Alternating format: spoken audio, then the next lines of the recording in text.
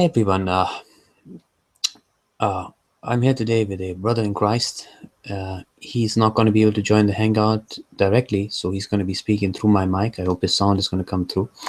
And we're going to discuss uh, how to deal best with a rough situation that someone might be in. What is the best way to go about that? Are you there, brother? Yes, I'm here. All right. You want to check YouTube to see if I'm actually bleeding in now. Right. Yeah, I think your sound is coming through. Well, you might want to check just to make sure. But, yeah, I mean, we were talking beforehand about starting a hangout and in the rough times.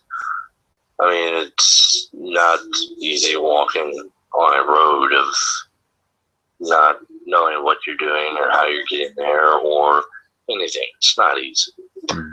I can tell you that from experience. But it's the best thing to do in the predicament is to obviously turn to God.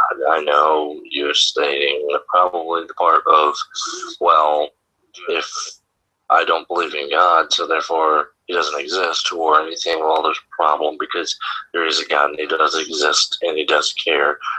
Otherwise, I wouldn't be sitting here. He doesn't exist or anything, well, there's a problem because there is a God and he does exist and he does care.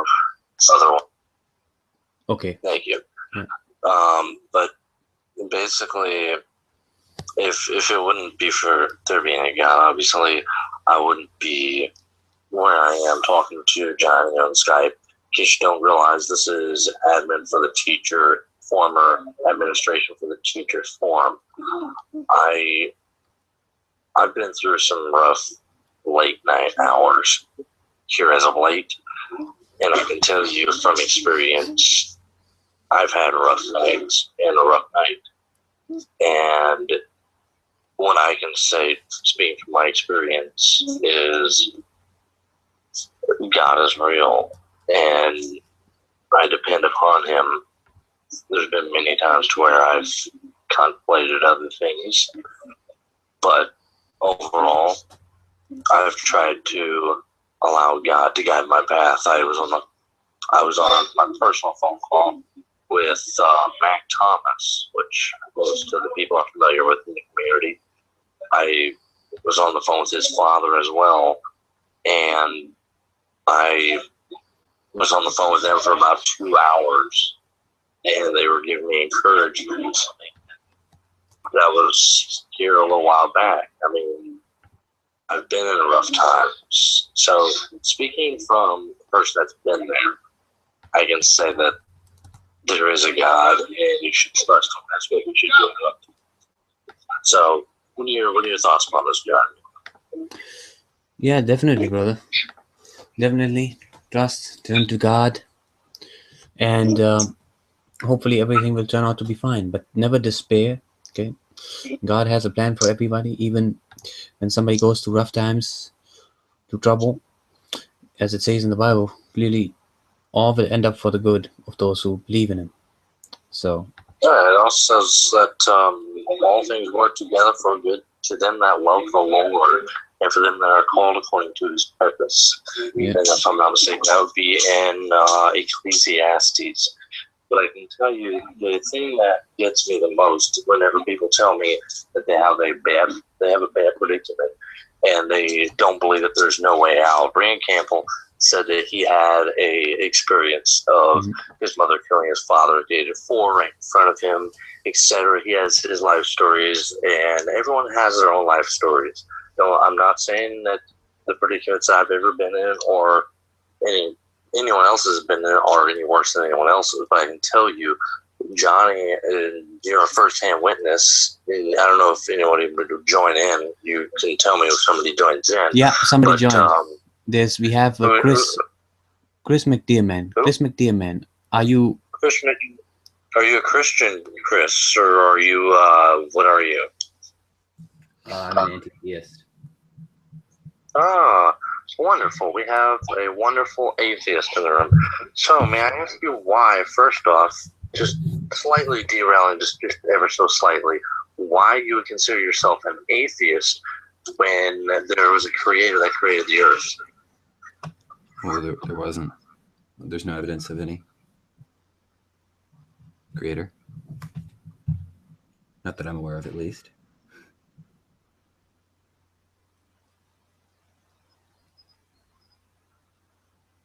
Hello? Oh, I think the brother got disconnected. Let me see, because he's on Skype. So Okay. I just have to make sure that we get the connection back. Let's see. Oh, there he is again. Yeah, you're disconnected there, brother. Can you hear us now? Oh. Yeah, that's fine. But what was I last saying? Did I actually get my question out? Well, you cut off at, I think, what was the last thing he said, Chris? Something about a creator. Something about a creator. Okay, let me see if I can call him on his, because this thing doesn't seem to be working for him. Let me see. Where is that?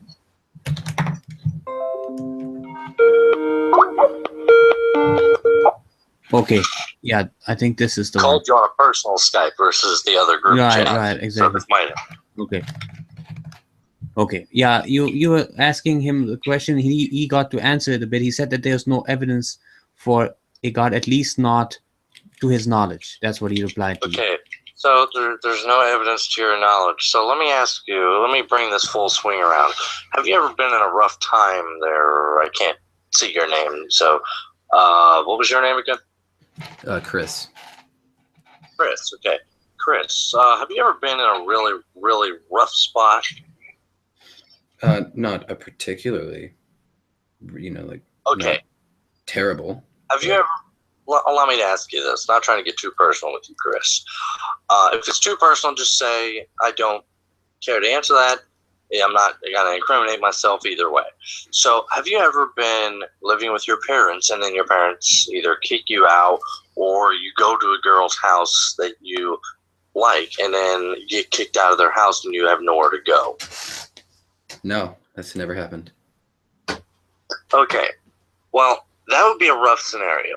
Allow me to ask you, have you ever had anything to the similar category of something has happened in your life as a traumatized experience that has ever so planted inside your brain? Not really. I don't think I've ever been really traumatized. Okay, John, can you try helping out with giving a little bit of more of a scenario here? I mean, I can imagine certain scenarios, but I don't think I've ever been in one particularly. Okay, Yeah, so have you ever been, let me ask you, have you ever been low on money and you wanted to buy something that you needed, but you couldn't buy it? I'm low on money right now. I'm getting a job saving up for a computer. That's not what I asked you, Chris. I asked you, have you ever been low on money to the point of you have no money to buy something that you need? No. So that means you have never encountered a point in time of your life to where you've ever had a struggle with your life at all. Well, I've had struggles, but it's not been extremely terrible. It's not something where it traumatized me deeply or something like that. So, in other words, you've never been in a rough spot in your life to where you would have to consider what is going on around you. I always consider what's going on around me, but I've never been in what you're asking. No, I haven't. Okay. So, whenever you get in those rough times, because that's what this hangout's all about, whenever you get into those rough times, and that's what this hangout is about. Whenever you get into those rough times, Johnny knows from experience of what I've told him in the past that I've been in rough times, and Johnny's outright experienced many things that I've actually been in. So with that being said, the rough times, what you're supposed to do and what you are more apt to do under most circumstances is turn to a God. That's the reason why a God exists. You say you find there to be no proof of a God. Is that what you said? Well, there's not really proof of anything. We don't have proof of our own existence, but there's no evidence. So you have no proof of your own existence. So how do you know you are living? Because we don't base things off of proof. We base things off of evidence. We can't prove to anything 100%. So therefore, you can't prove you're in a hangout. Correct. So how do you use as evidence to prove something? You don't use evidence to prove something. You use evidence to support an idea. That's what scientific theories are. What you're trying to tell me is you're going to use evidence to support something that is a claim. Correct. But the problem with doing that is if the evidence has already been instated by something already many years beforehand, and someone is showing you it, and you're not willing to accept the evidence for what happened and what is happening, what does that make you then? Well, yeah, if you're not willing to accept the evidence, then you've reached an impasse. But that's really a problem with the person. So therefore, you reached an impasse in regards of that a God said he existed, etc. So therefore, you've reached an impasse. Well, I haven't reached an impasse. I haven't seen any evidence that has convinced me. There's no proof, and I gave you evidence, which you stated that there's only evidence. So I gave you evidence in your own words that God is real, of a Bible in which states that God is real, and you're telling me that the evidence. What evidence did you give? To you is wrong. So did you give me evidence? I gave you a Bible. I don't have a Bible, but even if I did, that's not evidence. You get the Bible in the illustration. That's what I meant to say. Well, that's not. I don't find the Bible to be particularly convincing. It's just like the Quran. Maybe you should re-examine what you consider to be convincing. Would it be possible for you to be wrong? No. So you've 100% proven that God exists? Okay, I didn't hear you. You were kind of faded in and out there. You've 100% proven that God exists? Yep. I believe it, and I have 100% zero proof. It's all faith. Oh. But absolute certainty. I have evidence to prove it, which you do not accept. It's called look around you. Everything that you happen to see is made by him and for him, and without anything that you see was anything made without him. Okay, but so to pose a hypothetical, if there were a universe that existed where there wasn't a God, and this is totally hypothetical, there weren't a God, but there was nature and things were beautiful, and you looked around and you saw this, how could you then justify in this universe saying look around to justify that there's a God? Are you saying then that things can only exist if there's a God? First off, you're using a hypothetical in with where there is no hypothetical, because we're talking in reality. We're not talking in hypothetical. I understand where your hypothetical would come in, but the problem is you're trying to apply hypothetical to reality and asking what would be the difference. The only difference would be there is a God in a reality sense, and in a hypothetical sense, you're just removing a hypothetical God out of the equation. So therefore, your argument is in and of itself is collapsing. So therefore, reality has a God, and he has evidence to support him. You're just choosing to ignore the evidence and choosing to say that that's not convincing enough of evidence to prove that there's a God. Well, I don't know of any evidence that I've ignored, but so do you believe the Bible then? The point of the hypothetical was to ask you, do you think that it is possible for a universe to exist without a God? So you reject the premise of the hypothetical. You think it's not possible for a universe to exist without a God? No, because everything had to be made by somebody. Does that somebody have to be a divine being? Somebody makes it. as we know from being human beings, you don't have a bridge unless you have human beings out there building the bridge, unless there's a God that builds a bridge. And even if there is human beings that build the bridge, you still have to deal with the part of how the human beings are made. Can inanimate objects make things come into fruition? Johnny, you're better with the inanimate objects and the No, you're fine. scientific terms. So I'll let you go ahead and answer the questions of No, you're fine, brother. science matters. I'm not as good as you think at that, brother. But definitely free would be better for that. Well, even still, you're still more adequate than I would be. So I'll let you answer the question. Okay, let me see here. Okay. Yeah, my take on it would be, no, inanimate objects, unless they are programmed by an intelligence, do not bring about specific patterns from which we can deduce or which specifically link to design, like linguistics, algorithms, and such laws. We never see them coming about by natural processes. We only ever see them come about by, and that's why we say that abiogenesis is a huge leap. Now, one can claim that, one can speculate that natural processes can bring about, for example, living organisms. But from all what we have observed by the law of cause and effect, we only ever find such, it's just like, take, for example, let's say an alien object drops on the planet. Okay, we never seen the designer. We don't know the designer behind it. It's an alien object. But then when we open it up, we see things like what we know from computers. We see mechanics, we see gears, we see such kind of things.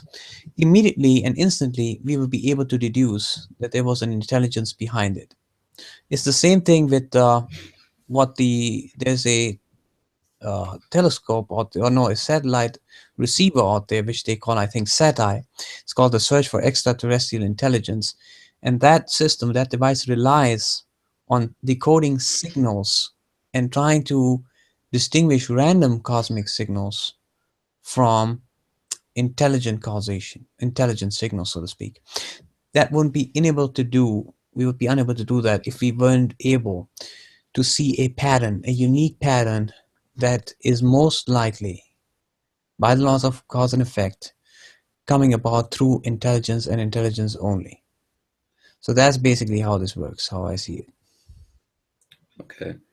I've several points about that argument. First of all, to address abiogenesis, I think the way that we determined that abiogenesis happened is we accept that the Big Bang is true and that there was no life at the beginning of the universe. And since there is life now, life had to come from non-life. And it's a simple, that there's no other way around it, other than we magically appeared, which is, I would suggest, the Bible's approach to the situation. But your alien metaphor, it seems common among theists to have these types of arguments. And there's several flaws in them. First of all, when we're determining the difference between signals, the way we're doing that is not simply by saying, well, complex means that it's intelligent, right, because the signals themselves are complex. Yeah, but they have to be specified. I mean, they have to have language. There are certain patterns that resemble what an intelligent life would, the patterns that intelligent life would produce. Exactly. That doesn't mean that they're necessarily more complex. That just means that they're those types of patterns. Now, if you are going to argue that those types of patterns are embedded in the universe, I would be happy to hear it. Those patterns are not embedded in the DNA. That's what I'm saying. Oh, in the DNA. Yes. Can you show me how you think that? Yes. The DNA is said to be a code. It conforms to linguistic laws. The DNA code conforms to linguistic code. It's a code. It's a language. And we have machines at the molecular level. Mm-hmm.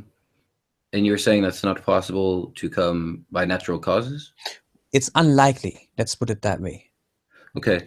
Because we have never observed it. We have only ever observed such things coming about by intelligence, just like you said earlier with the signal thing.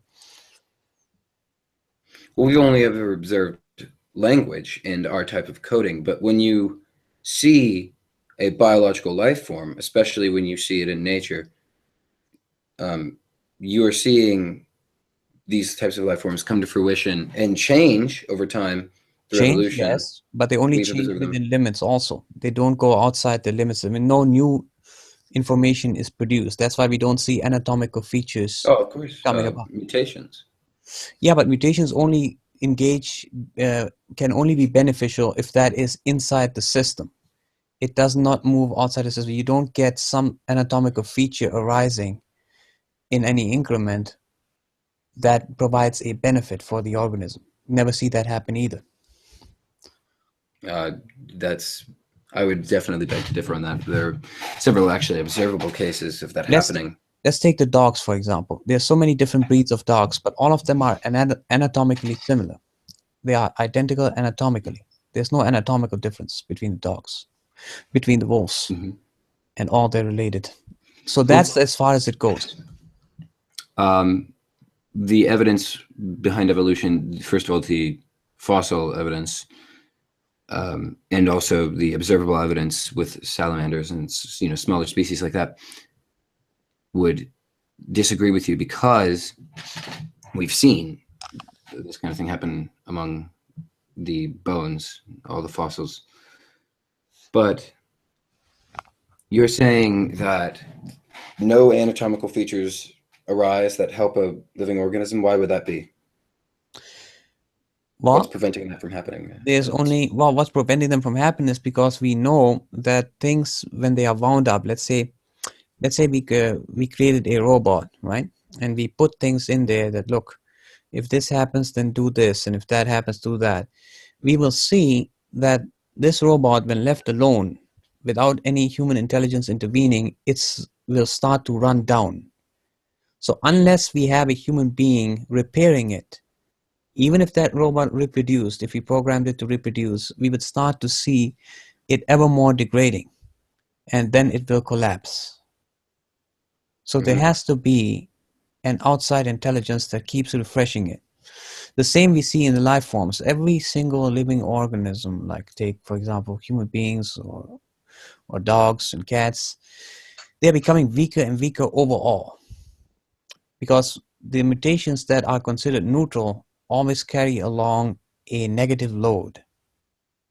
Even if they happen to be neutral in one generation, there is still a negative load that is being carried along, which will eventually cause the whole population or the whole species to collapse. And this happens with every single living organism. It's also been noted, especially in human beings. See, this is the problem, and it's what we have always observed. Every time, something beneficial, because let's even say, for sake of argument, that there is one mutation out of 1,000 or one mutation out of 10,000 that happens to provide some sort of benefit, let's say at the forelegs. Well, at the same time, there's going to be a lot more mutations that provide deficiency, because unless there's intelligence, the benefits will never outweigh the deficiency. That's like saying 99 steps backwards and 1 step forward, and that always leads to collapse. So we need something to break it over. You see? But what evidence do you have that anything is renewing us? Well, we are not being renewed. That's why we are on the way to collapse. Because we're not. Are you saying on an individual level or as a species overall? Yeah, as a species overall, and every next generation. So that would seem to suggest that there isn't a God. We're on our way to collapse and nothing's stopping us, No, right? because that means that it has been wound up to begin with, because otherwise it would be neutral. It would be somewhat collapsing, some not collapsing, it would all average out. Right? Because that's how it got forward. There had to be in the beginning something that wound it up. And from that point on, there is now a constant decline, an overall decline. I see what you're saying. It's conforming to the pattern.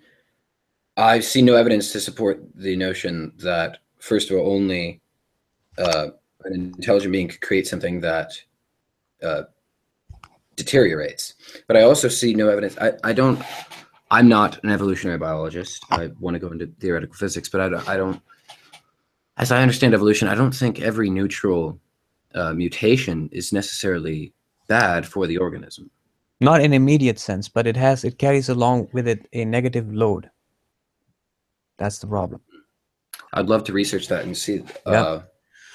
Well, I think but- that's why I said I'm not too much into it. There's a brother called Nephilim Free. He's not here at the moment, but he has all this data ready at his fingertips. I'm pretty sure he can show you one day if you join the Hangout when he's there. Johnny. He'll show. Yeah, go ahead, brother. You mind if I give some analogy here, Johnny? What?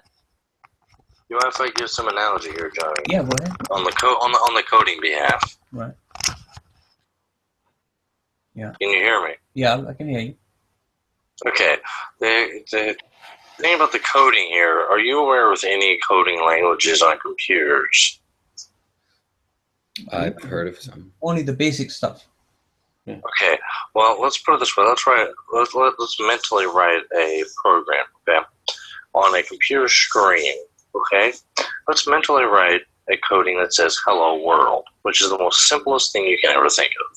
So whenever you write a coding in C#, if you're not familiar with that, oh well, I'll be sure to inform you of it. If you're not, if you are, then you'll know what I'm talking about.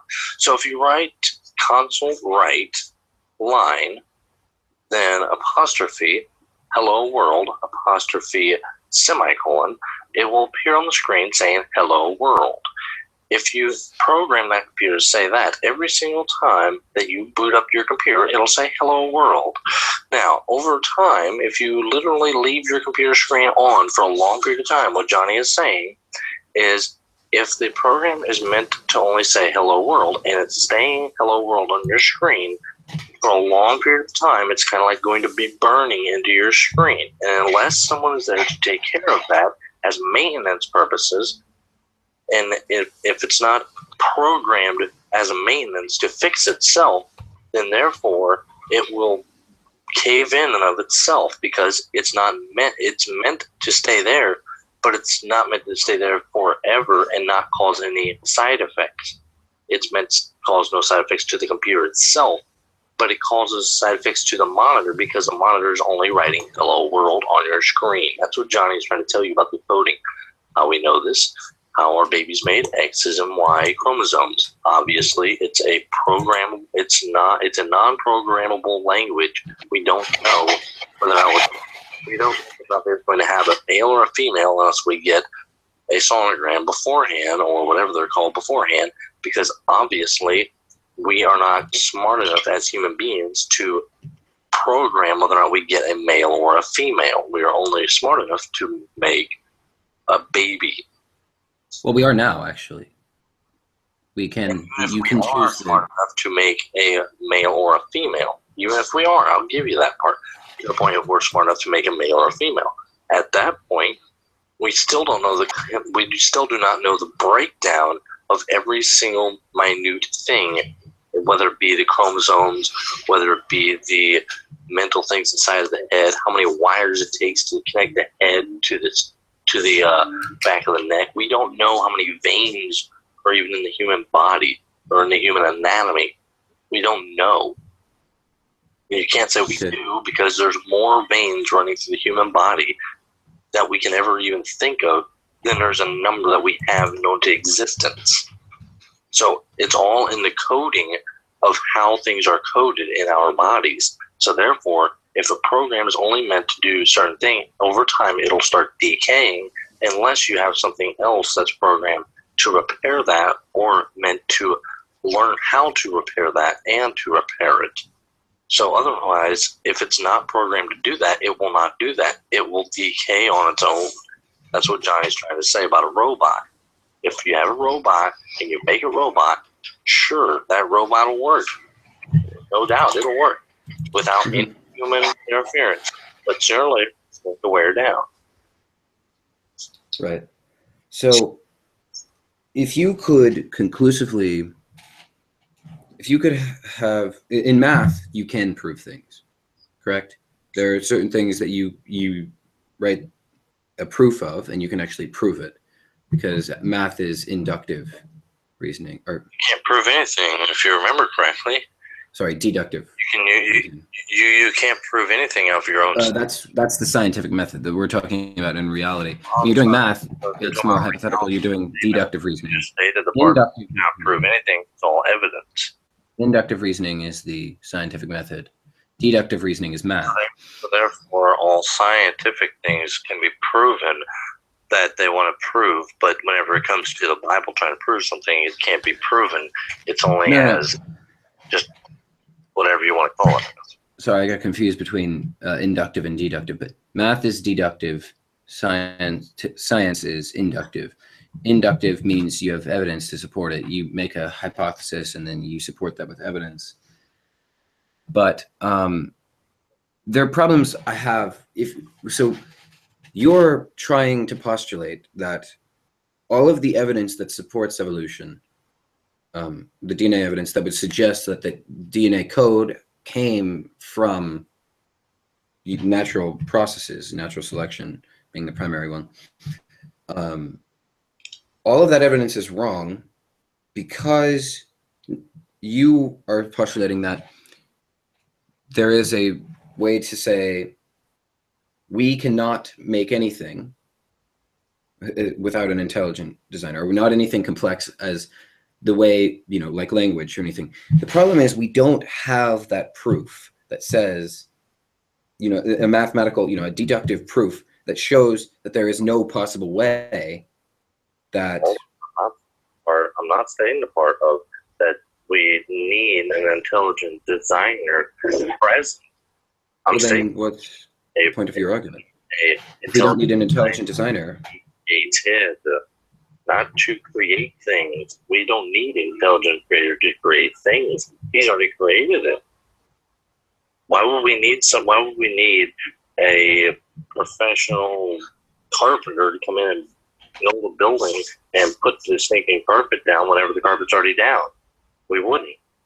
The only thing we would need is someone to come in and tear up the flooring, and then we just put new flooring down. We don't need the original person. We just need the intelligence enough to what he gave us, enough of blueprints. Okay, well, I would try avoiding begging the question here, but I still, you have to prove the notion that things like DNA can't come. It would be very unlikely, or even it would be very unlikely as not very good evidence to counter the amount of evidence we have from evolution. I mean, we've made predictions based on the evidence that we have from the fossil record, and we've been, we've nailed it. Even if you say that we were to have evidence for evolution, even if I gave you that, we don't have any evidence for abiogenesis. That's a completely separate subject from evolution. Well, that was the deductive reasoning. We know it happened. There have been some hypotheses as to how. Yeah, but hypotheses doesn't equal evidence. You see, there's a far cry from hypothesis and evidence. No, but hypotheses as to how it happened. We know it had to happen, but there. No, we don't know it had to happen because intelligent design could have also been taken place. You see, so we don't know whether it happened. There's also the possibility of aliens having created life. So we don't know. But you have that, but then you have to go back and say, well, what created that? Right, of course. Now, it's possible that there was an infinite regress and infinitely many aliens created aliens, which created aliens. Right. We can put that on the table too. So that's why we cannot say that we know how. But that is the leading thing, because we're throwing those out because those seem to be. We have no evidence to support those, and since they are. Yeah, but we don't have any evidence to support the natural process either. Oh, of course we do. We have all the evidence of evolution, and abiogenesis would make sense with evolution. Evolution is after the cell is already there. You see, after life has already started. We don't have any evidence for life having started by natural processes, abiogenesis, that is. Johnny, I got a better way of going about this. Let's do it this way. Let's try going about it this way. Let me ask you this question: how did the Big Bang happen? Well, we have no idea. We can't agree after the Big Bang happened. Let's try going back beforehand so we can correct the mistake before the mistake. Wait, say that again? Well, since we're obviously disagreeing upon a part of how human beings and their coding and blah, blah, blah, blah. Why don't we go back to the beginning? How did the Big Bang happen? We don't know how. I mean, what do you mean by how? Do you mean what was the actual process that occurred, or like why did it happen? Like what happened to cause this Big Bang? Oh, I have no idea what caused it. Okay, well, let me give you the Big Bang, okay? I'm going to hand that to you on a silver platter, okay? There's a Big Bang. Let's use that as an analogy. There was a Big Bang, okay? So, Yeah, well, how in the world do you explain to me the planets going in different directions and still staying on the same orbit I've heard that. millions of years? Yeah, I've heard arguments similar to that. So you're saying planets go in they spin in different directions.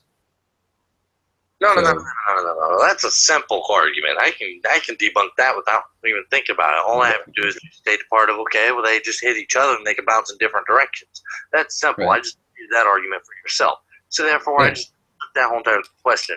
Now, I'm asking you the part of how in the world do they stay in the same orbit kind of like Pluto, Neptune, well, not Pluto, even though it's technically a planet.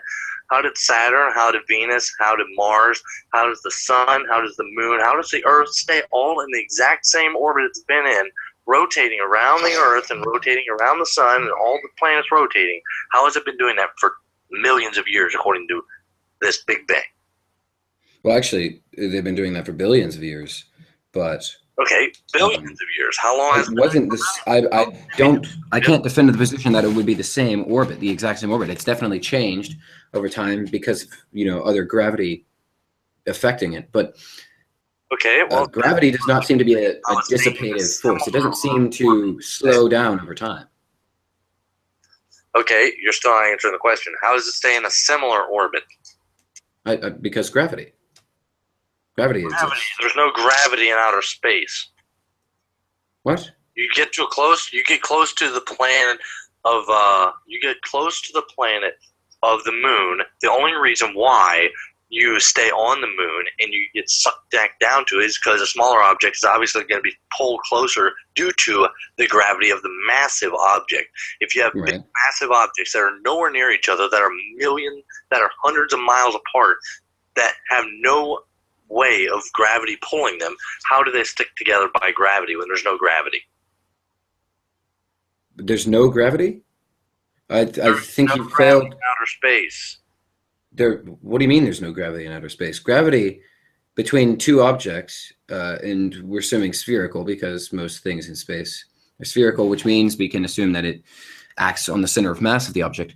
Gravity is proportional to the product of the two masses divided by it's proportional to the product of the two masses with a constant and the quotient of that and the radius squared, the radius between them squared, the center of masses.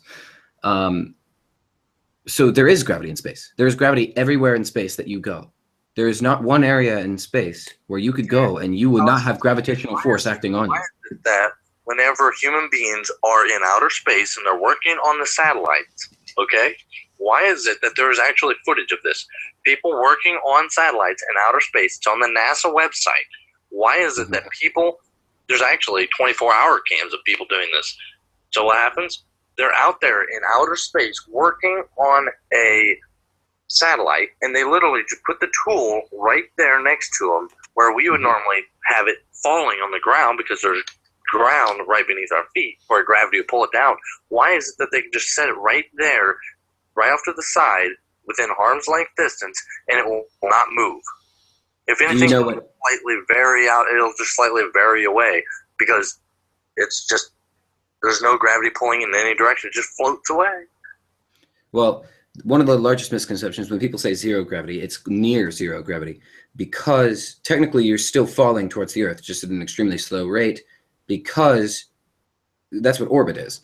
And that's why we get things to orbit the Earth. We send them up and they're consistently falling towards the Earth, but they're falling in such a way that they're matching the curvature of the Earth perfectly. So it looks like they're just floating with respect to your frame of reference. The problem is when you were talking about a satellite away from the Earth. And we are talking about a tool floating in outer space. Why is it floating in outer space? Either just sitting there or slightly floating in any direction. It's not floating towards Earth or away from Earth. It's just floating. You can't say every object or any object or some objects. Okay, you can say some, but you can't say all objects are going to float towards the Earth, because if that would be the case, then why is it that planet Nibiru in 2011 missed planet Earth by about 16 miles, and now they're trying to cover it up as though it never happened? If it would have been that case, I doubt that actually happened. If it had been gravity, because planet Nibiru was about 3/4 of the size of Earth, and it would have been sucked right into Earth. Obviously, gravity didn't take effect because there was no gravity involved in that. Okay. Well, I don't know if you're denying gravity, but you seem to have a misunderstanding of what's happening. When something is floating in space, when somebody puts a tool there and it just floats away, first of all, that's because they put a force on it. And it's now that force is greater than the gravitational force because they're at such a large radius away from the Earth. But when something is floating in space, it has velocity. It's because something has caused it to have a velocity. It's had a force act upon it, and it's now moving at a constant velocity. This is Newton's first law. Objects will move at a constant velocity until acted upon by an outside or an external net force. So it's going to move at that constant velocity with a slight decrease because of kinetic energy is going to be lost. But it's going to move at that velocity with minor changes in its gravitation, in its direction and its velocity because of the minuscule gravitational forces acting upon it from other planets. But those, as I said, they're minuscule. So that's the reason they're not flying into each other. But with the planet that you're talking about, I've never heard of that. I don't know what, that sounds like a conspiracy. I'm sorry to say. Well, you can say it sounds like a conspiracy, but it's not. I have never seen it, so I wouldn't know, but it does seem quite far-fetched. Because you're saying that behind Newton's law of the gravitational drift. I understand that part. Obviously, I wasn't talking about the drift upon what the person putting it. I stated the part of if they set it there right next to them within arm's length distance. I did not state that they push it, nor they pull it, nor they do anything with it other than just set it there. At that point, there is no gravity enough to pull it in any direction, and yet it floats away. What are you saying? So they set it there and it just floats away? I've never seen that happen. Apparently you haven't watched enough sci-fi experiences on NASA. So they've set it there where it has no external, they don't, slightly move it and touch it. I've never seen any case where they have set it there and no external net force has acted upon it and it changed its velocity. That would go against all of Newtonian physics. That would break Newtonian physics. I tell you, if they bump it, then obviously it's going to move in that direction. I would agree with you. But they don't move it whenever they're working on a satellite because they don't want it to move. They want it to be where they need it whenever they are working on something. Right. So I don't understand what you're asking. My point. Can you show me one of these videos? Space has zero gravity. If any gravity, it would be nearest to the biggest planet. And at that rate, it would be Earth, unless you're farther out. Okay. At that point, it would be floating towards Earth. But the problem is, there's many times to where it's not floating towards Earth. See, this is, I'm going to go major in theoretical physics, but gravity, if you've seen the equation for gravitational force, there's a constant, but there is mass 1 times mass 2 over the radius squared. So there is always gravity acting between two objects, no matter how far apart they are, especially in this universe, because we have finite distances. We don't have infinite distances here. So that radius is never going to be infinite. It might be extremely large. Now, if you have an extremely large denominator, that's going to make gravitational force. So you might think that there's zero gravity in space when there's actually not. There are minuscule components of gravity acting upon you. You understand? And you're putting minuscule amounts of gravity upon the Earth, just like every human and every tree on the Earth is. Everything has an attractive force to one another. Which I might have to ask you to back up something.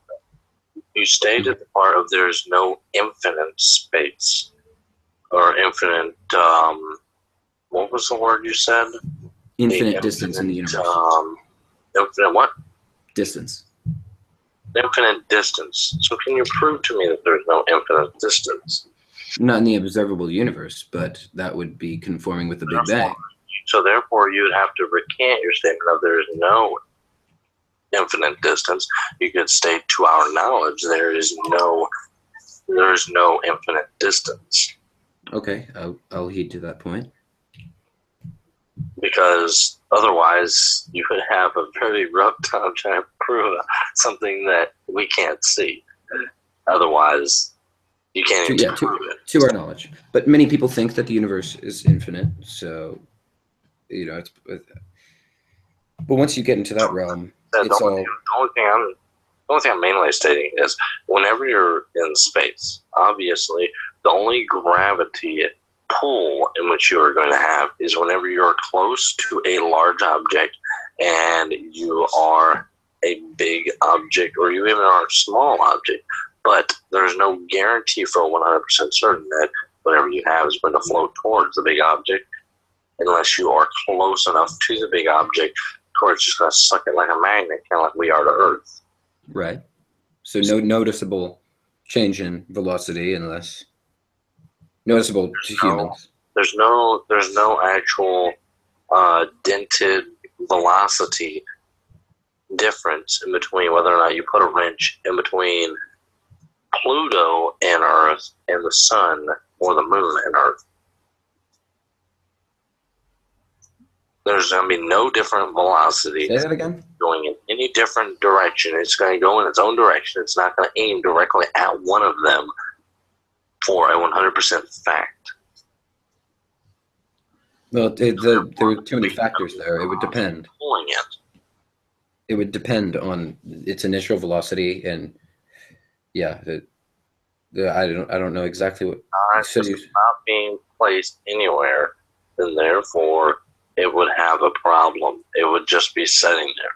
Now, the whole reason why we got the whole entire gravity thing is because if the planets are so far apart from each other, the majority of the time, which they are, then can you explain to me how the gravitational pull pulls one planet in the nearly the same orbit millions of years? Oh, you're asking how the sun is keeping all the planets in an orbit? No, I'm asking how the planets stay. The planets don't keep each other in orbit. The sun, they're orbiting around the sun. So you have the Earth orbiting the Sun-Earth system. Now, obviously, that's slightly skewed because there are other masses in between there, but those masses are going to continue to be in the same spots in their orbit. And once you get all of those coming in at the same time at the formation of the solar system, about 4.3 billion years ago, they're going to come into place, and it's going to even out like a disk, as solar systems do, and galaxies. But the way I've explained this to you before, see, the way that distance is definitely a factor. It's the distance squared. So it is definitely a factor. But also the masses are a factor, and these are extremely large masses. So the gravitational force between the sun and the Earth is extremely large, so it's going to keep it in an orbit for a very long time. For essentially ever. I think you're going to have a problem with proving part of what you stated of that it will end up like a disk in about... Oh no, that's been conclusively... we know that when solar systems and galaxies are coming together, they thin out like a disk. So they have the mass, because it's essentially, if you have a sphere and you start spinning it, it's going to thin out like a disc, because you have the gravity on the top. The pointed tip to the point of that there is no bulges on the tip. But if you have a straight tip and you have your finger directly in the center of the top and you spin it, it won't rotate from its course. No, what I'm saying is it will flatten out into a disc, because you see, when you have rotational motion, the top and the bottom of that sphere, assuming they're on an axis, they're not experiencing the same gravity as the sides of the sphere. So they are experiencing, actually, the top and the bottom are actually experiencing more, because they don't have the centripetal force that's making them spin around. So those are going to slowly get closer together. And we know this because we've seen it happen. Every single galaxy we've seen is roughly a disc shape. Every solar systems are disc shapes, and they're definitely slightly skewed, but they tend to be more disc. How many galaxies do you believe that there are then? What? You said part of in every galaxy that we've seen. So can you answer the question of how many galaxies are there then? Well, right now there are 100 billion galaxies that we've seen, that we've observed. Can you prove that? In the observable universe, that's how many. That's an estimate. Can you prove that with evidence? That's an estimate. Can you prove it anywhere near based on the distance? I would assume they did this. They've observed so many galaxies. They haven't observed 100 billion. That's for sure. I wouldn't. You said, I'm assuming. So I'm curious. Do you know that there is? I don't know how the exact scientists did it, but this is how I would go about it. I would see the space that we have in the observable universe, and then I would see how many galaxies we've observed, how they group together, how far apart they are, and then based on that, estimate the distribution around the entire universe. But we know how many galaxies there are. I mean, so it's 100 billion. So you still have yet to answer the question. The question would be, well, I have to ask the relevance of this. Can you prove that there is only? Can you prove that there is more than one universe? Oh no, many people think there are multiverse that we all exist in. I'm not asking what many people think. I'm asking. When we say that, we mean no one knows. We have no ability to see outside of our own space-time continuum. Claim that we've observed. So therefore, there is somehow or another supposed to be proof of this. So I'm asking you the question: can you prove it? Since you said we've observed it, can you prove it with evidence? You can't. I have to harp on this technicality. You can't prove something with evidence. You can support a claim with evidence, and your belief in that claim. Okay, see, I'll give you that.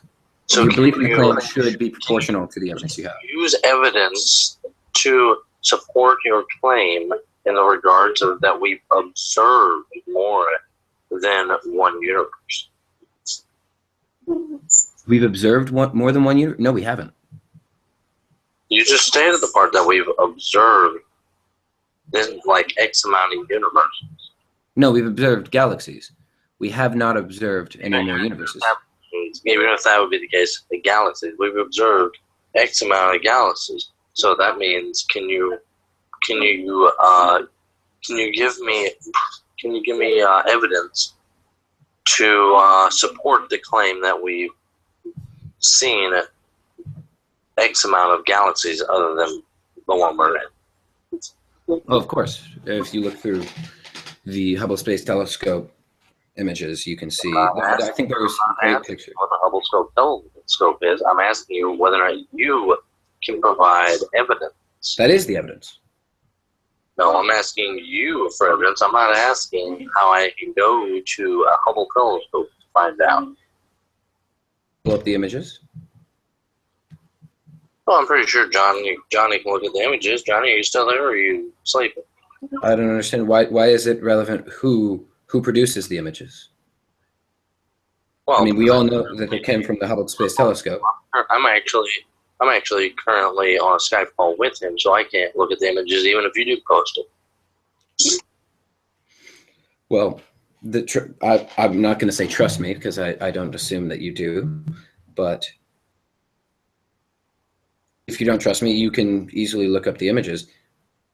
I don't know why you would doubt those kind of things when we have innumerable evidence. We know what we're doing. I want you to post them and then let Johnny make the decision, since he would be a neutral party in all of this.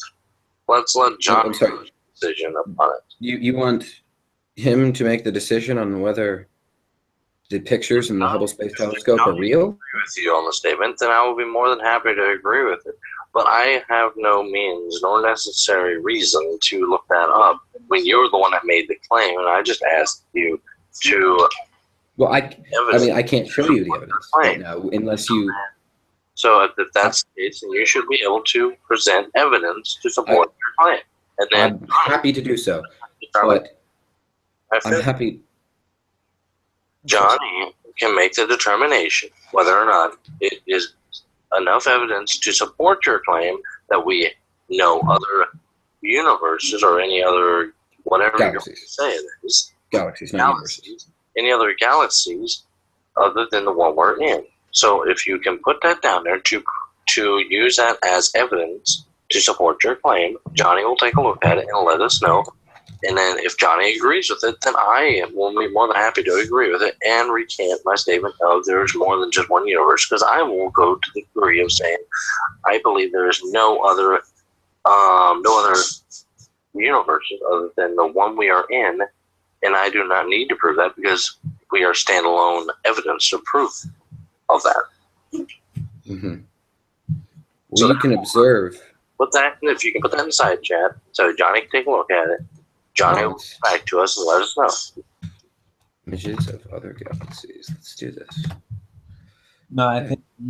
Wait a second, guys. I think you can spare your time because I don't trust any images from NASA, let alone the Hubble telescope, whatsoever. Anyways. Well, then we have reached an impasse. Right. That's why. I mean, I would not be the person to show those pictures. Okay. And I was going to take issue with that too, because you don't seem to be any authority. You don't have any training on this. You don't know what a galaxy, you have no understanding of it. It doesn't seem to me, I don't mean to be rude, but it doesn't seem to me that you've been educated very well on physics and science. No, I'm just extremely tired, and Johnny knows that I'm tired. Well, but you seem to buy into many things that are complete misconceptions. They're apocryphal, myths that are not scientific, like zero gravity. And then you also seem to buy into what would seem to be conspiracy theories, like a planet is now being covered up by NASA. But really? If we're not going to be able to accept that other people can do research and we can trust it. I'll give you the name of it. You can go look and see if it's a cover-up or not. Okay? The planet is called Nibiru. Nibiru. How about you look that name up on Google? Nibiru. It should have been back in 2011 to 2012 when that planet was supposed to collide with Earth. Everybody knew about that planet back in 2000. I can't say everybody. Majority of everybody knew about that planet, and most of the people were saying, okay, well, since the planet's going to be destroyed anyway, might as well do this, might as well do that. They didn't actually want to pay attention that obviously it was not going to be pulled in by gravity, which you're not offending me by stating the part of you apparently are not too educated on gravity, etc. I just have been up for a very, very, very, very, very, very long night, and I'm a little bit frustrated about other things, but I'm not begging any questions. I'm simply stating logical questions to get you to think about other things. But I think we've gotten majorly off kilter from what you're You were supposed begging the question earlier when you assumed God to prove God or to No. assert. You try to That's give begging the an question. analogy in the regard. You tried to give But an analogy in the it regard. says here, so I just did a. Hold on. You tried to give an analogy of in a hypothetical universe that's the same way as this one, taking out of God out of the equation. I stated to you, not begging the question. I stated to you that is a hypothetical, not reality. Reality is there's such thing as a God. You took that as begging the question. I'm not. Well, I would say that is, but regardless. So I just did. I'm on Wikipedia. I don't know if you trust Wikipedia or if. But honestly, I don't. Okay, well, the thing, I can go to the sources for this, but it says the Nibiru cataclysm is a supposed disastrous encounter between the Earth and a large planetary object, either a collision or a near miss, which certain groups believe will take place in the early 21st century. Believers in this doomsday event usually refer to this planet or to this object as Planet X or Nibiru. The idea that a planet-sized object will collide or closely pass by Earth in the near future is not supported by any scientific evidence and has been rejected as pseudoscience and an internet hoax by astronomers and planetary scientists. And according to you, this already happened? Yes, this happened in 2011 to 2012. Well, do you have any evidence to support it? Yeah, I mean, go Google Nibiru. I did. And type in, let's see here, news about planet Nibiru. And from 2011 or 2012, maybe 2010. I know it was somewhere between 2010 and 2012. Planet X News, let's see. It does seem to be an internet hoax. Well, this website cannot be trusted. Be an internet hoax, but whenever you research down into it, you know how the reason why I knew about it? I can tell you the honest reason how I knew about it. How I knew about it is because I was working at a roofing company, and the boss, his son, said, "So do you believe the planet Nibiru will collide with planet Earth?" I said, "What do you mean?" He goes, "Well, don't you watch the news? It's all over the news." I'm like, no, I don't watch the news. What does it say? So I went in on lunch break and watched the news, and it was stating part of the planet Nibiru is going to be colliding with the planet Earth.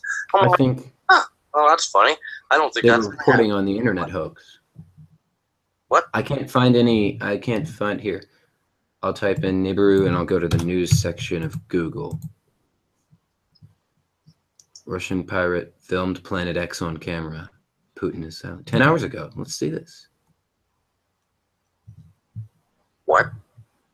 So this says, this is a news from a website called Clapway that says Russian pilot filmed Nibiru on camera, but Putin is not talking about it. It'd be hard evidence. NASA and many other astronomers have known about the existence of Planet X for quite some time. As with many NASA discoveries, this one was covered up, or at least they thought. Whereabouts of Nibiru are all but known by UFO hunters, but they believe they are getting closer. Besides the fact that we may have a 10th planet, Nibiru holds significance to many conspiracy theorists. Connections between crop circles and the Bible have been made to Nibiru that further suggests a deeper significance that we are yet to discover. So, in other words, I don't see any evidence. the article in which that states that obviously the planet was a real planet, and it was a real planet named Nibiru, or planet whatever they're wanting to call it, and it's not just a hoax or an internet wannabe thing. Well, it seems to be, but I'm watching the video where he says he claimed to have filmed the planet.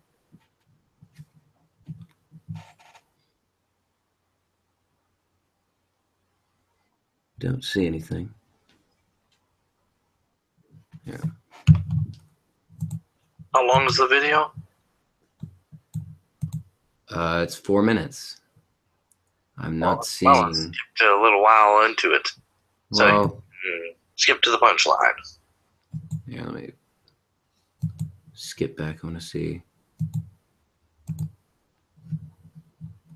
Huh.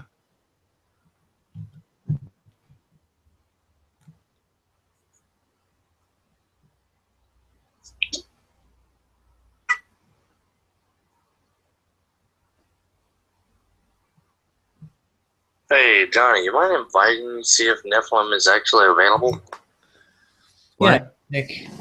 I don't think he is, but I can still check because he usually Okay.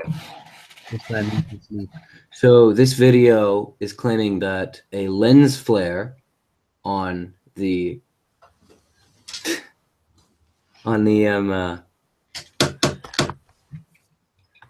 what's it called? I don't know, the windshield of the airplane that he's flying on is a planet. You would not be able to see a planet in that close proximity to the sun with that intensity of light. That's ridiculous.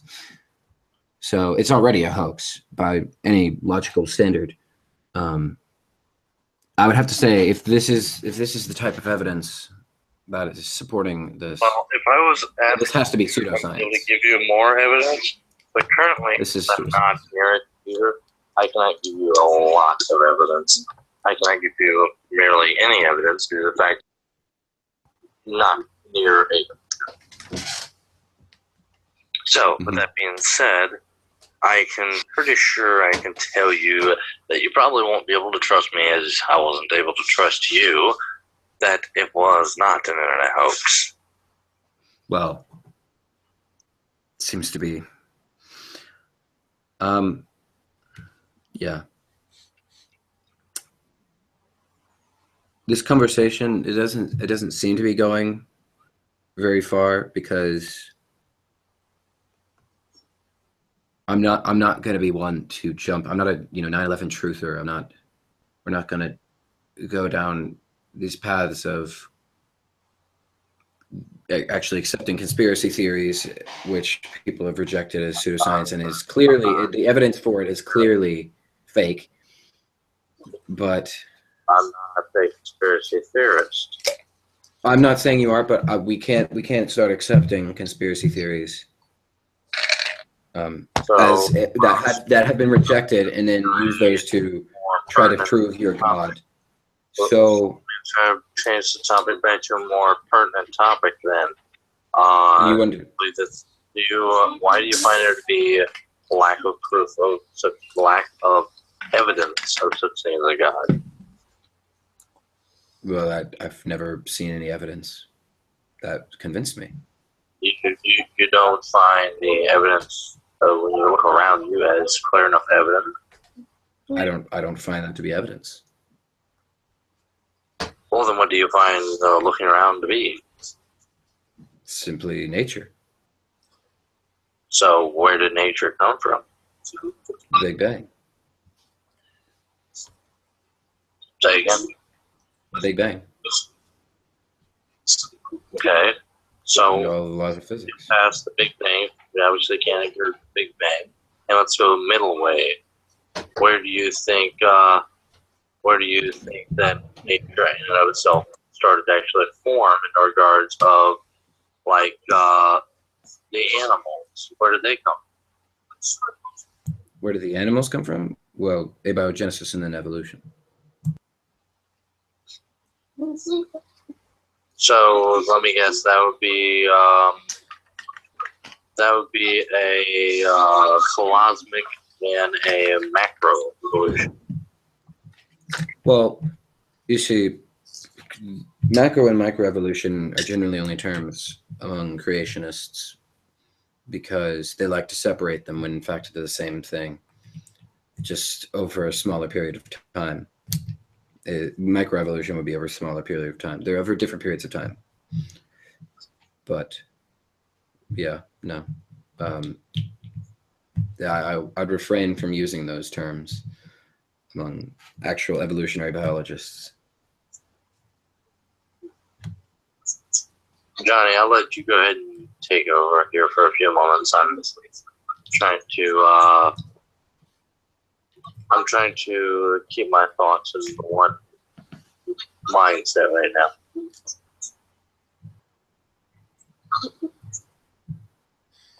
Johnny, are you there? Yeah, brother. Yeah. What's up? Yeah, I'll let you. Okay. I'll let you continue upon the conversation while I try to keep my mind on one topic because it seems to skip multiple topics. Yeah. Well, I have nothing much to say at this moment, brother. So, yeah, you can take your time. Let's all think about it for a moment. Well, I would love to discuss the moral implications of a God, especially the Christian God.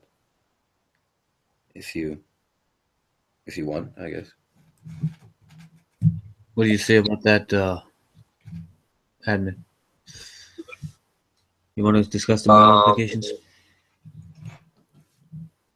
Being as how I'm trying to keep my mind upon things other than certain things, I can for a very short period of time, but I'm not going to say I think my thoughts for a long period of time. So go ahead and state something so I can at least try to go about this argument. With the moral argument. Yes, might as well. Let's see how far I can actually hold my own at this exact moment. Okay. Well, I would propose that philosophically, the morality of Christianity does not hold up, or any theism for that matter. But Christianity, when you have a God figure, you end up with an inevitable case where you have to ask, well, in the cases where the God upon the humans and claiming right to them, essentially most of the religions on the planet, especially the Abrahamic ones, you have to ask philosophically, what is it that justifies morally a God to claim ownership or claim any sort of authority over other sentient beings, despite whether he created them or not? Oops, wait a second. I think he cut out there. Okay. Let me see if I can get it back.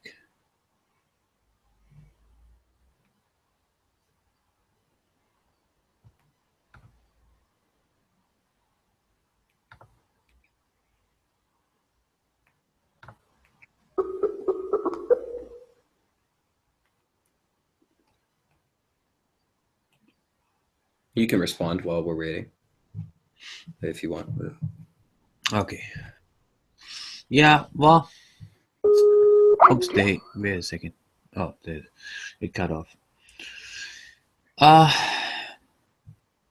Yeah, you said that the has a moral claim. Well, I guess it would flow out of God's nature. I mean, if he created those sentient beings, it's like, let's see, if I had the power to create sentient entities like some robots, right? Then I don't see how I don't have the right to, especially if they're created in my image, to have moral authority over them. I mean, it's just like a king. He can assume moral authorities when used to do that in the past. And especially if one created an object in one's own image, how would it not? How could it not make a claim of authority? Okay. Otherwise, how does authority come about? Because that's how authority come about to begin with. I would certainly suggest that if you make any inanimate, but once you add, it really changes the game.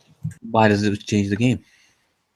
Because sentience and feeling and emotion all are what derive morality. You don't have morality when you have inanimate objects. There's nothing morally wrong about doing, inanimate objects doing anything to each other, because they don't have sentience. That's the point. Yeah, but the problem is with sentience. I mean, in a naturalistic universe, sentience is just another one of just a certain arrangement of matter. So it's just, I mean, it's nothing special either. So sentience could do to other sentience what it wants as long. I would not hold that. I would say that for sentience, and I'm not claiming to be the complete. You said in a naturalistic, or are you saying in a materialistic Materialistic. worldview? I'm not a materialist, because in a naturalistic worldview, that's completely possible that sentience could have, we could give it its own special rights, and that's fine if humans can agree that we all want to treat each other this way, which we do. Yeah, if we You know, agree. we have certain customs. Well, Yeah, we have certain customs that we agree to. If we agree, most of us. that's the key thing, though. But not everybody do. agrees. No, not The thing everybody is, we do. does. Not everybody. Everyone can generally agree that we're not supposed to kill each other.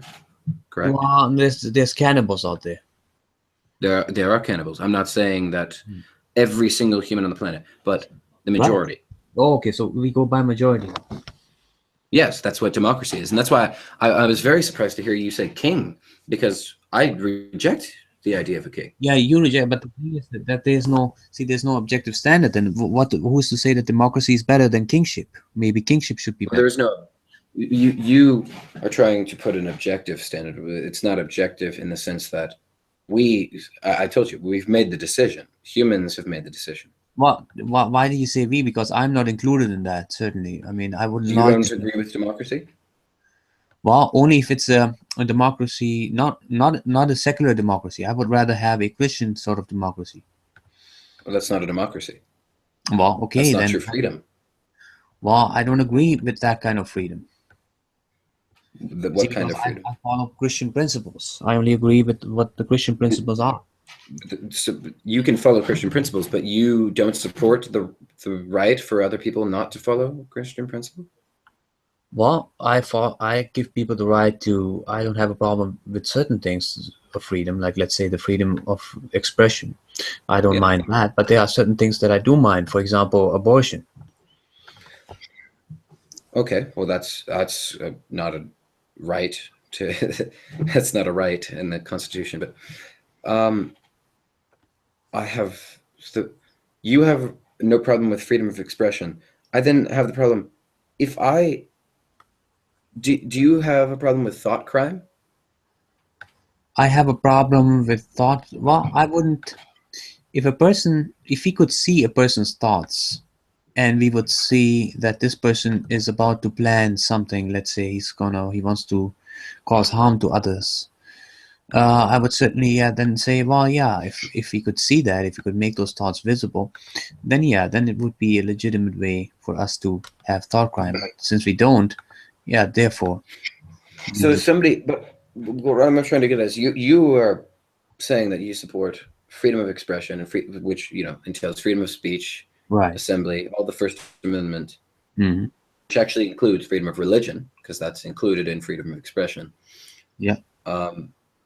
But how then could you argue that God is morally just in sending people away? I know I'm going to refrain from saying he's sending people to hell, but he's not allowing them in his kingdom.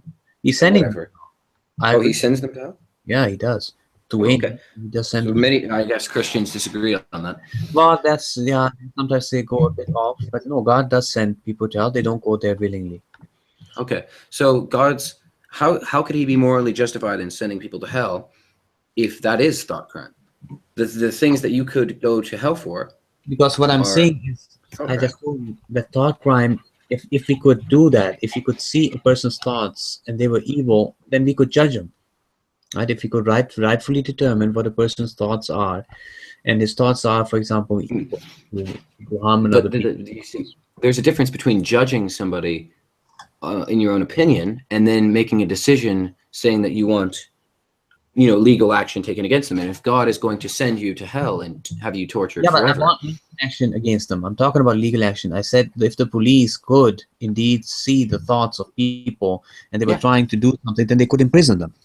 Okay, so do you know what we call that form of government? Yeah, what do we call that form of government?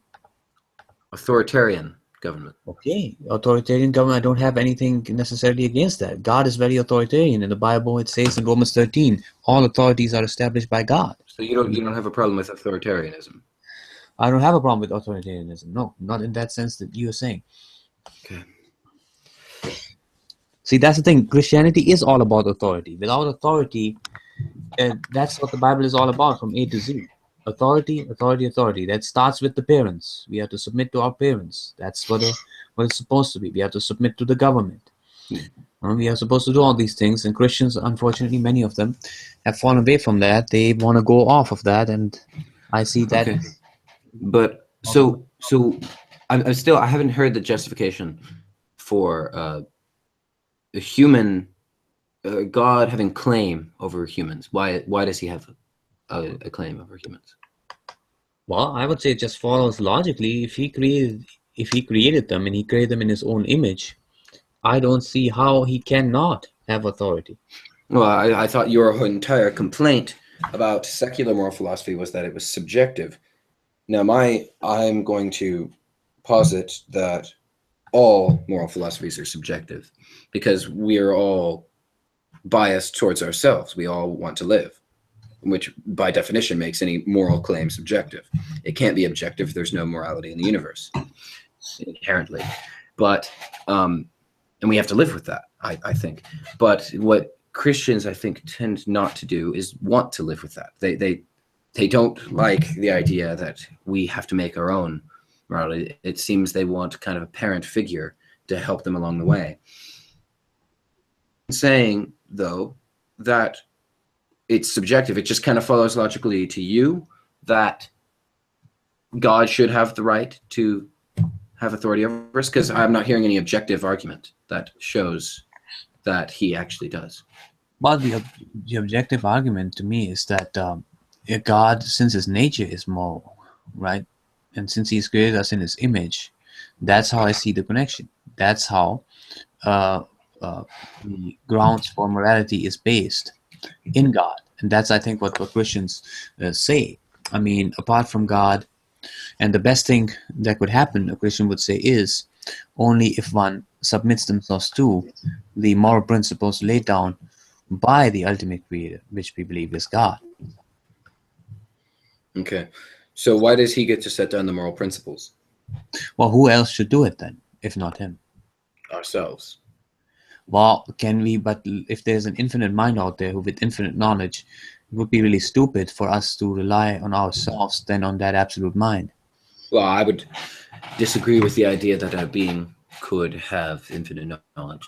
Well, that's given the thing. See, that's a different argument then. But I'm saying if it is that way, how we are claiming it is. Well, the problem is, honest. You claim that it is, but then right. You have to see from my perspective. I understand if you don't agree. Yeah. Obviously, but also it's not even simply the disagreement that there could be an infinite mind. It's the danger in positing the existence of an infinite mind and saying that this is all-knowing. If you're wrong, all of the atrocities that religion has committed, that that you can say, well, it's justified because he had an infinite mind, it's all happening. If you're wrong, those are all held on the religious people. What makes up the religion, the people in it, those are all going to be held to you. Yeah, but even then, if that's the case, then we still have got nothing to lose because we are not going to be held accountable to anything in the end. We're held accountable to ourselves. Not even that, because we ourselves will vanish. So where's the accountability? Well, eventually we'll die, but we're accountable to the people that exist today. Yeah, but then there's no ultimate thing. It's just... Why does there have to be? No, I'm not saying there has to be, but from a logical perspective, it would still be stupid to argue that, I mean, if God doesn't exist, then we are to be accountable, because that can only be proven that God doesn't exist in that absolute sense, if at all, once a person vanishes or once a person himself gets infinite knowledge. Otherwise, how would one ever rule out the existence from an infinite mind? Not that an infinite mind has to be presupposed anyways to have reasonable knowledge. I like to do this with Christianity. Do you agree with the tenet of the Nicene Creed that says that God, we have free will? Oh yes, libertarian contra causal free will. Let's Okay. go through this. There has been a significant philosophical discussion about free will and infinite knowledge. You see, if Yeah. there's a God who has infinite knowledge Hmm. and he created us, Hmm. it seems, and he has every single power, Yeah. he's all powerful. The omnipresent is kind of irrelevant, but he's all powerful. There become paradoxes, and when you Yeah, have I a understand. paradox, you have I've heard to that. I've heard that deny. before. Yes. So, can God lift a rock that or sorry, can he create a rock that he can't lift? No, that's I mean that's an illogical concept. God is logical. Okay, but do you know what that is? Yeah, it's an illogical construct. It's a paradox. For example, when Well, you it's more than a people paradox. posit that you could Yeah, go back in human time. possibility. Let's say we had a portal to go back in time. Mhm. Well, this guy goes back in time and then he kills himself before he goes back in time. Well, then you have a problem because he died before he went back in time. So how could he have gone Well, back to kill himself? there's another So explanation. that's a paradox. Well, if you can ask the question No, but I about can the explain infinite, that. That has the been infinite. explained actually. What you just mentioned has been explained. The time paradox, because time may branch off, may not be linear. It may branch off into another universe from Yes, that point and on. that's a way to fix paradoxes. Right. But the problem is, how do you fix the paradox of God? Well, we When don't how know do yet. you create a rock that you can't lift? Let's Does it say create a new universe where in one universe he can't do it, in one universe he can? That doesn't no, make but we're sense not either. saying that's not how, That wouldn't fix the but paradox. that's not how Christianity defines the omnipotence of God. Though we say that God is doesn't do that or cannot do that. He cannot lift a rock.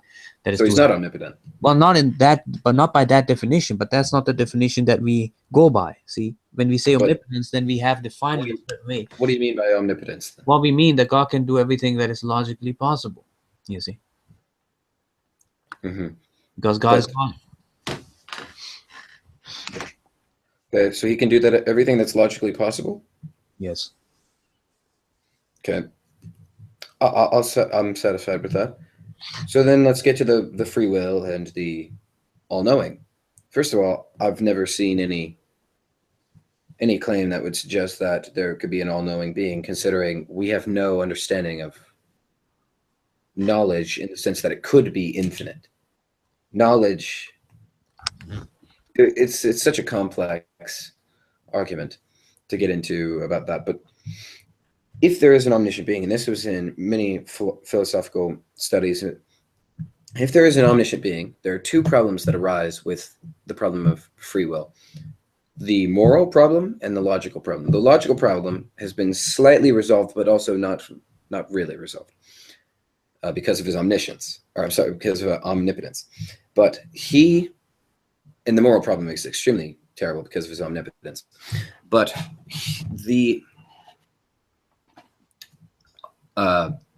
it would be impossible for him to know everything. So we have free will, correct? Mm-hmm. Does God know what's going to happen to me in 5 minutes? Yeah. Not only that, He also knows what you're gonna do in 5 minutes. Right. So it's already been determined then what's going to happen to me in 5 minutes, correct? Yeah, but that's saying knowledge necessitates causation. You see. But if he knows without a shadow of a doubt, Yeah. he knows 100% for Mhm. sure this is what is going to happen to me Right. in 5 minutes, Mm-hmm. then that is what is going to happen to me in 5 minutes. I have no power over that, correct? No, see, that's the thing. I don't see how that necessarily follows from that, because God is not the one who is causing you to make those choices. It doesn't matter if he's not causing me. The fact of the matter is I have no power to change it, which means I don't have free will. Okay, who says that you have no power to change it? It's going to happen. If he knows what's going to happen to me in 5 minutes, Yes. at this current point, Mm-hmm. that means that no matter what, that will happen to me. So no matter what I do, that thing that he knew was going to happen to me is going to happen to me. Yeah, but it's not It's been determined. determined. In what sense is it determined? Determined by you, yes. No, it's been determined by him. No, it's not He determined. figured it out. I haven't figured it out. I don't know what's going to happen to me in 5 minutes. Yeah, but he didn't determine it though. That's the problem. He He determined it. He didn't cause it, no, per se, right. but he knows that it's going to happen. But knowing and Yeah. determining are two different things. So it's like if I knew what you were going to do the next moment, I didn't determine you to do it. Okay. You're watching, this has been used. So you're watching somebody with a train coming right towards them, and they're on the train tracks. Now, it is impossible for them to move, correct? Now, So they have free will, though, but they can try all they want to move, who but can they can't get out. Now, so a spectator watching sees this and knows what is going to happen because he knows, let's say he has this omniscience. He knows that that it is impossible for them to escape it. Let's say it's not impossible for them to move. It's impossible for them to escape it. He knows this. Hmm. Why is it then, if they have free will, how is it then that that person can escape? Okay, wait a minute. A person is standing on a train track. Let's say they're tied up for no matter how hard they try. Yeah, but then they don't. If they're tied up, then obviously they don't have a choice. But they have free will. No, but free will implies that you have the choice to do something, not that you're being tied up. So I don't see how that analogy is even relevant. The analogy is supposed to say you're tied by his omniscience. He knows what you're going to do. But you're not tied by his. If I know what somebody's going to, let's say there's somebody who I put ice cream and I put chocolate in front of him. And let's say I knew for 100%, how is he tied by my knowledge? He still has the free choice to do it, whether I know it or not, what he's going to choose. That doesn't seem to make sense. My Because no knowledge matter of- what he chooses, if you know that this outcome is going to happen, then no matter what he chooses, the ultimate ending of his actions are not his decision. Okay, how? So what sense are you defining free will in? How does that follow? Just because I know what decision he's going to make, how does it follow that he had no choice in the matter? I'm not saying that's what I'm asking. What are you defining free will? Do people have the I ability define free will as something, as a person having the ability to do otherwise. Okay. Well, then by that definition, I'm correct. Now, if you were going to say, like many other Christians, it's a different type of free will. It's where you can, there are other things that can overpower your free will, but if you're going to say the ability to do otherwise, then he has the ability to not do what you know he's going to do. But then if he has that ability, then you don't know that he's going to do that, correct? Okay, but he has the ability to do what I know him not to do, right? That's what you're saying. Like, let's say I know that he's going to pick the chocolate, right? So that doesn't take away his ability to choose the vanilla if that was in front of him as well. His arm could reach there, Everything is free. He's free. He's got no force acting upon him to stop him from moving towards vanilla. Except for your knowledge that he won't. I have the knowledge. You know what knowledge is? In philosophy, they generally define. There are some instances where it's kind of skewed, but I disagree with the whole. It's justified true belief. That's what it is. Yes, justified true belief. Mm-hmm. So first of all, I would have a great time, having a debate about how God could have all these justified true beliefs, these infinitely many justified true beliefs.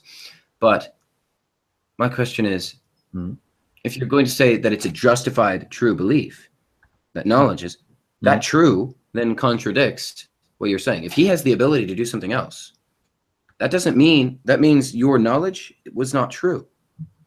What do you mean by knowledge? It probably wasn't justified.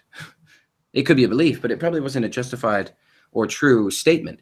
Why not? Why is it not true? If they have the ability to do something else. Because, so let's say I know that he has the ability. See, I know that he has the ability to do otherwise as well. So I'm having justified true belief in that regard. And I'm also having justified true belief into the regard that he is going to make the certain choice that he is going to make. And okay, what justifies? Well, what exactly justifies it? I don't know how God looks into the spirit, right? I don't know exactly the process. That process is a mystery. I mean, all Christians will admit to that process. How God does it, how he knows it, is mysterious. All Christians. That at I'd least the say. traditional view, that has been the traditional view in Christianity. That is, But still, I don't think we're seeing eye to eye on the free will issue. I think it doesn't make sense. We can come back to that later if you want. I don't have.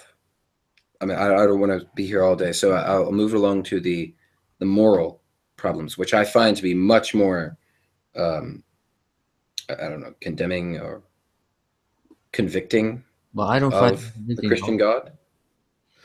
God. There was a great quote from Sam Harris that I'll start with, which was he was talking about a disaster that happened. I don't know when, but he said, so this God that you're talking about has the ability to stop this, right? Well, he's either going to stop it, Mhm. or what was it? He didn't stop it, correct? Mhm. It happened, right? Certainly. This terrible catastrophe happened. He didn't stop it. Now, there are some reasons why he didn't stop it. Mhm. One, he couldn't stop it, which would disagree with all the, your understanding of his omniscience, all logical things. We can rule that one out, yeah. Yeah, okay. Or he didn't care to stop it, which would disagree with his benevolence if you're one of the people who agrees that God is benevolent. He's all good, Yes. all loving. Mhm. The third option is that he's imaginary. No, I don't think that's We've the rolled only up option. to two. There's other options here, and I believe one of the other options. But let's even say that these are. See, this is the problem when options are posited, and the other person at that moment may not be able to think of more options. Doesn't mean that more options cannot be brought about in the Okay, future. okay. I'll open the floor. Do you have any suggestions for other options? Well, let me think. Yeah, I think I have even right now. I think another option is that God has good reasons in Himself that justifies why He allowed those things to happen. Okay. So what do you think those reasons could possibly be? Well, that's a difficult. Here I can only speculate because I don't think that the Bible gives us details on that. So I can only make a speculation as to why. See, that's the problem. The only thing Yeah, we that's can. what I don't understand. If God is all loving and all powerful, why would there ever be suffering in the world? Why would He not make it so that we have free will, but we also have the infinite knowledge that He has, so there's no suffering? It seems to be from the Bible. The reason why this is not because God wants to pass people through a test. He wants the final destination once people have passed that test is everlasting happiness.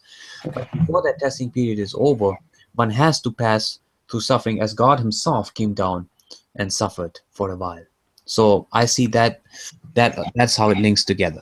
That's what God wants. So that's why He allows for suffering.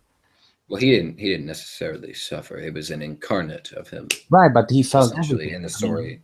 he felt everything according to that. He truly experienced whatever his body went through that he took out. Oh, okay. Well, I guess that makes sense in your eyes, but the moral claim. So there are reasons that this all happens, and it's a test. So I fail to see how that morally justifies such horrible things. Why are there organisms on this planet that survive? Why do organisms on this planet survive of killing the other organisms?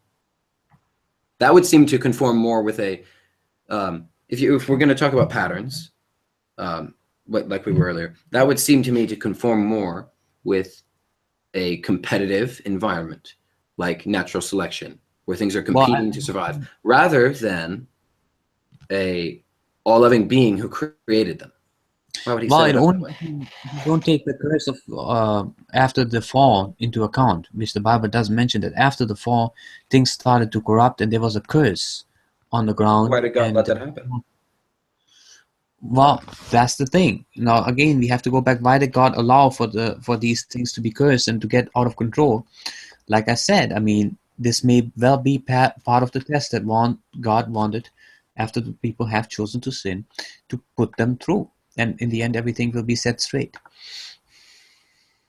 Mm-hmm. So I've heard this from Christopher Hitchens, something similar. So you're saying, so for the first 100,000 years, well, you don't believe that the Earth is 100,000 years old, do you? No. Or I mean, at least that many. You think it's 6,000? Yeah, 6.5. Well, let's say you're right, but if we're not going to agree with the times, we'll do the least amount of time because it still serves my purpose. For the first few thousand years of humanity's existence, we were squabbling. We were just meandering around the planet, killing each other. It was violent, brutal. It's completely, disease-ridden. No, I don't think with the disease reason. I think And you're saying that this is all okay because God is going to correct it in the end. My question is, why is it that a morally superior being who's all loving, why didn't he create beings that are perfect copies of himself, that are all infinitely, they all have omniscience, why didn't he do that and give them free will? So in that instance, there would be no suffering to begin with, to correct. Why did he create the problem to fix it? Well, the thing is, God didn't create the problem. God created everything good. According to the Bible, it says everything was created good. No animals were eating other animals. They were eating plants. Human beings themselves were herbivores. Only after the fall did carnivorism and all that stuff start about and come about. And the same thing applies to the diseases. People, according to the Bible, were still living much longer, much stronger before the flood than after the flood. Noah, for example, was said to live 900 years. He was probably way less disease-ridden, if at all. Well, he had to be a bit because the fall had already taken place, but way less, according to the Bible, than human beings after that came after him, right? In the time of Moses already, I mean, that was probably already big diseases started. And then as generations went by, it became more and more disastrous. Mm-hmm. Okay. Well, my question though is, so then God created these beings good. When he created these beings good, he knew, based on his omniscience, that they would later on corrupt if he made them without all of this omniscience that he had, correct?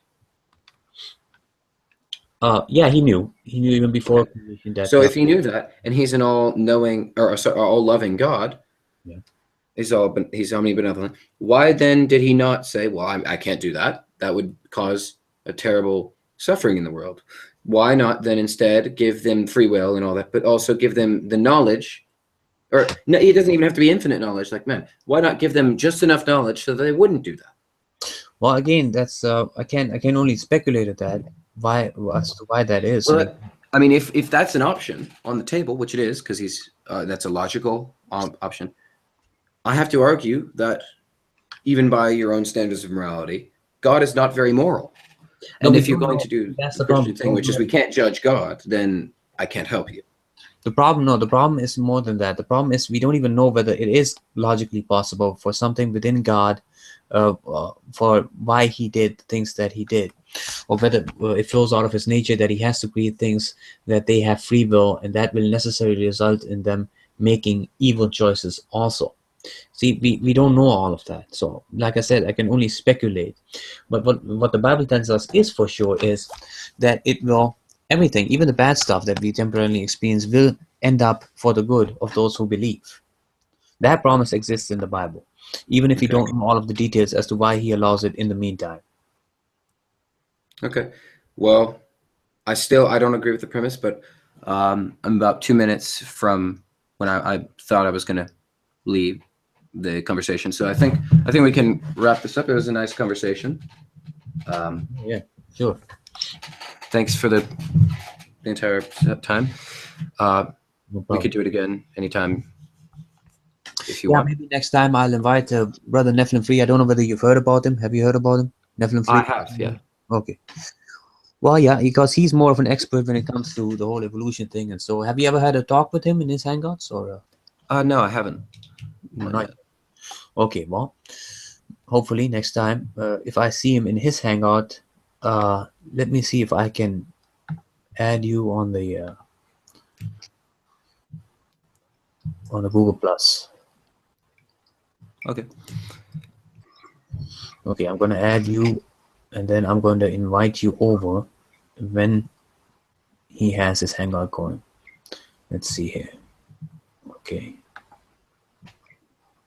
There. Okay, I added you in circles. You receive the invitations on Google Plus, or do you receive them more on Skype?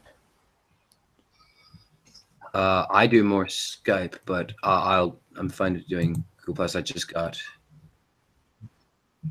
Yeah, but will you notice them next time when I send you an invitation on Google Plus? I mean, are you often there, or there enough? I'm more on Skype. If you could add me on Skype, that would probably help Right, more. right. Okay, I can do that. Yeah. Okay, what's let me give you my ID here. You type that in the side. Can you read the side chat? Yes. Okay. Here it is. Okay.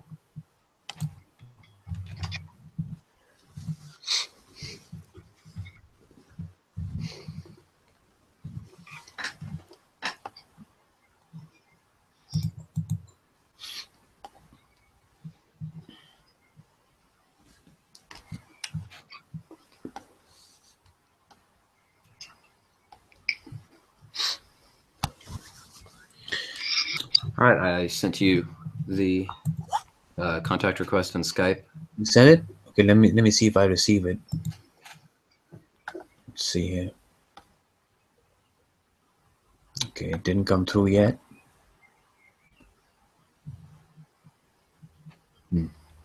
That's strange. Yes, send me yours as well. Maybe I'll have to add you, because I don't see it yet.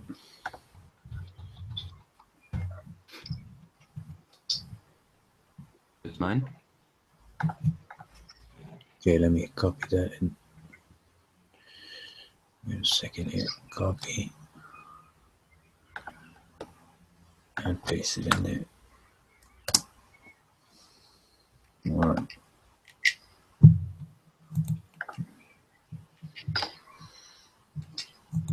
Okay, did you get it? Not quite yet. Get that? Okay. Yeah, I think we've added each other now. All right. Yeah. Okay. Yeah, then I'll send you the link on Skype. If he ever opens his Hangout, I'll send it there so you can take that. Okay. All right then, Chris. Thanks. Yeah, and talk to you again. See you. All right, guys. I made this Hangout especially for my brother Admin. Do pray for him. He's not too well off at this moment. Hopefully, everything will turn out fine in the end. In fact, I pray right now. Or I'd rather do that privately. But you do pray for him. Okay. Don't forget to pray for him. Admin, administrator to teacher, right? The son of our brother, Bible teacher. Sure. Many of you know him. And yeah, please do pray for him and his situation. With that being said, guys, take care, everybody. God bless.